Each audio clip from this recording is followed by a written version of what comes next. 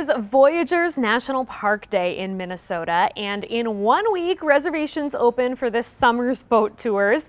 They leave from 3 visitor centers at Rainy Lake, Kabetogama, and Ash River. They usually fill up, so if you do want to make a trip, you will want to book it ahead. 50 years ago today, Voyageurs National Park was established. It's a dark sky park, and it's primarily water-based, which is why we took one of those boat tours a few years ago. Here's what it's like. There are some national parks you can drive right through, but Minnesota's is best experienced from the water. And so to see it for what it is, you need to be on the water. Raj Parekh knows national parks. This is actually the 49th one out of 61 for me, so I'm almost there, but some of the ones like this one are tougher to get to, so you have to plan a little bit more. He spent a few days at Voyageurs and made sure he booked a few boat tours. The rangers know what they're talking about, and so it's been a very nice experience. The Life on the Lake tour is a new one for guide Adam Matthews. At our 3 o'clock, this is our Kabetogama Peninsula. It gives visitors a look at how people made a living in and around Rainy Lake. And just this Wild West northern frontier area. In the late 1800s, people came looking for gold. This is the Bushy Head Mine.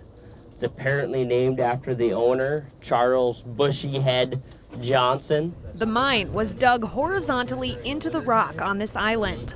So this gold was embedded in the quartz rock and it was very difficult to extract it. Matthews said it took about a ton of rock to produce $20 worth of gold. It was actively mined till about 1901 or so. You can still walk into it during the winter when the lake freezes over. I've heard from a previous boat captain that is one of the only spots in Minnesota where you can find mosquitoes in the middle of winter, is back in that mine.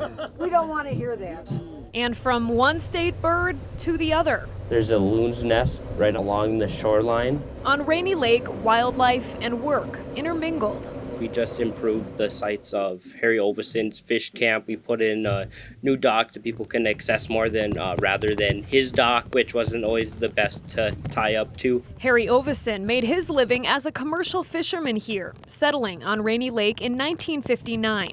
But Oveson left the camp in '85, and the buildings are now more about education than enterprise. For the people that they want to experience the park but don't have the means of boat, canoe, kayak, that's why we offer the tour, so you can get a really good sense of what the park is, what it's all about, and being on a boat ride is a lot of fun too. We've been to all 4 visitor centers, and we've done some hiking, and so it's good to be on the lake. For full-time RVers, Kathy and Tim McPherson, It's been on our bucket list for a long time. it was well worth the road trip from San Antonio, Texas. Well, I'm a water baby. I'm kind of in heaven up here. These days, life on the lake is more about recreation than revenue. People are great. Sites are awesome. Just like they did for the Voyageurs themselves, these waters draw people to discovery. It's a beautiful area. The people we've met have been beautiful. When I think about Minnesota Northwoods, this is exactly what I think about. All right, we filmed that back in 2019. It was such a fun little work trip. I never get tired of seeing that video because I have not been to Voyageurs in so long, so it's kind of nice to see the sights from afar. Especially from the water, because truly that's the best way to experience the park. So, happy 50th birthday, Voyageurs National Park today. Happy birthday! Gotta love it.